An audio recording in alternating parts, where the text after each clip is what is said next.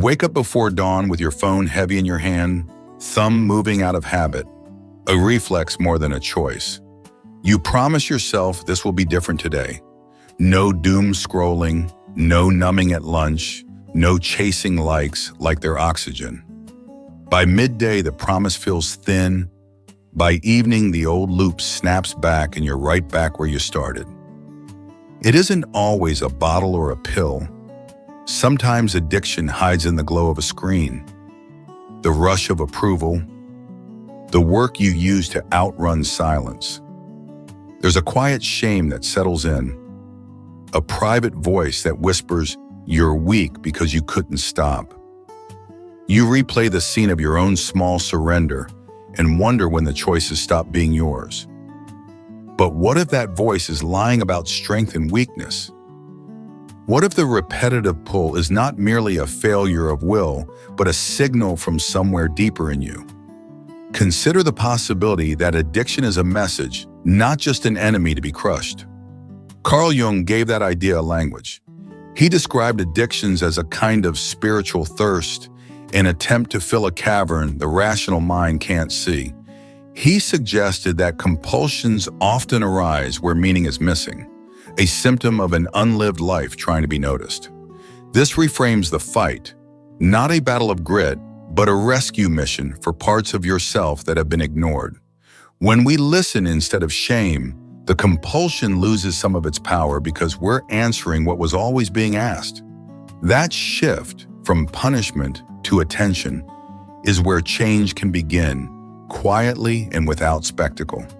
You don't become flawless overnight, but you can start to understand what your restlessness has been crying out for attention. Today, think of Jung's view as a change in the lens. Addiction isn't a moral verdict stamped on you, it's a symptom pointing to something missing. He called it a loss of self, not because you're broken beyond repair, but because parts of you have been cut off from meaning and belonging. Jung even said, the craving for alcohol is the equivalent on a low level of the spiritual thirst of our being for wholeness. That line lands hard because it translates the urge into language we rarely use: spiritual need.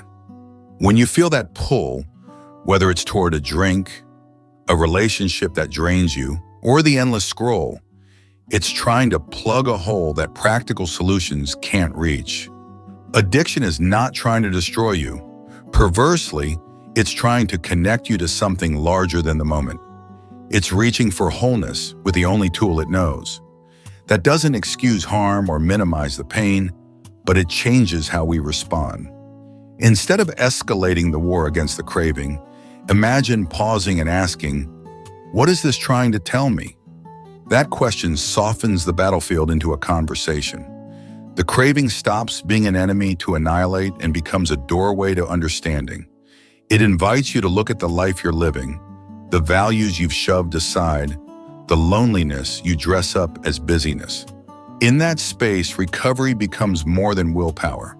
It becomes reclamation of purpose, of connection, of pieces of yourself you may have abandoned long ago. Answering the thirst doesn't mean indulging every impulse. It means giving the soul a place at the table so its hunger can be met in ways that sustain, not erode. Jung believed every one of us carries a shadow, the parts we hide, deny, or quietly bury because they don't fit the image we show the world. It's the anger you suppress to appear calm, the sadness you laugh away, the dreams you gave up because someone told you they were unrealistic. Those rejected pieces don't vanish, they wait, and when ignored long enough, they start to speak through craving. The parts you hide, deny, or shame, those are the roots where addiction grows. Imagine a man who has everything he thought he wanted: a good job, a family, a house that looks perfect from the outside. Everyone calls him successful. But at night, when the noise dies down, he feels a quiet emptiness humming beneath it all. He pours himself a drink to unwind, then another to soften the questions he doesn't want to ask. He tells himself it's stress, that he's just tired. But deep down, it's something else, a part of him that never got to live, now calling from the shadows. Jung would say that healing doesn't begin by fighting the bottle or the behavior. It begins when that man turns toward the voice in the dark and asks, "What are you trying to show me?" The shadow isn't a monster, it's a messenger. What if the cure isn't to fight your addiction, but to listen to it? Because sometimes the thing we fear most is simply the truth asking to be seen. Jung believed that real transformation goes beyond the mind. It's not just therapy or discipline, it's a kind of spiritual rebirth. He saw addiction as more than a bad habit or chemical dependency.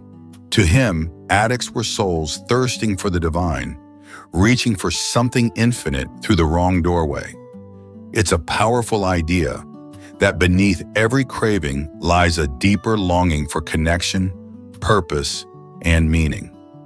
When you try to fill the infinite space of the soul with finite pleasures, you'll always come up empty. The drink, the high, the notification, they give you a spark, but never a flame. They imitate transcendence for a moment, but the feeling fades and the hunger returns stronger than before. Jung called the path back to wholeness individuation, the process of turning inward and reclaiming the forgotten parts of the self. It's not about becoming someone new, but remembering who you already are beneath the noise. It's messy, slow, and deeply personal. But it's also the only journey that satisfies what the addiction was always trying to reach. When you start walking that path, it's like light piercing through a dense fog. Faint at first, then brighter as you keep moving. The same energy that once drove destruction becomes the force that drives awakening. You realize it was never about escaping life, but returning to it, fully, consciously, and with the awareness that the wholeness you've been chasing was never out there. It's been within you all along. First, recognition. The hardest, most honest step is admitting you're not battling an outside enemy, but meeting an unhealed part of yourself. It's saying out loud that the struggle isn't a moral failure to be hidden. It's a symptom pointing to something missing. That admission is a small act of courage, not dramatic, but decisive, because it turns the energy of blame into the energy of curiosity. Next comes integration, which means facing the shadow with honesty, compassion, and steady courage. Integration isn't a one-time confession or a tidy checklist. It's the slow work of bringing the hidden pieces into daylight, naming the feelings you've avoided, and learning to hold them without annihilating yourself. This is where compassion matters most. You confront what's been driving you, but you do it with the same kindness you'd offer a friend in pain. The final stage is meaning, replacing the false god of addiction with something real. Purpose, love, creativity, real connection. It's where you build a life that answers the soul's hunger in sustainable ways, not temporary fixes. These stages don't cancel each other out, they feed into one another. Recognition opens the door, integration walks you through it, and meaning furnishes the home you were searching for. And when you reach that place, something quiet but profound happens. When you stop running from your pain, you realize it was never chasing you. It was guiding you home. This path isn't about perfection or punishment. It's about honest inner work, gentle persistence, and refusing to judge yourself for being human. Start there, and everything else follows. Until you make the unconscious conscious, it will direct your life, and you will call it fate. That line feels different now, doesn't it? In the beginning, it sounded like philosophy, distant, abstract. But after walking through this, you can feel its truth. Addiction was never just a battle against a substance, a habit, or a weakness.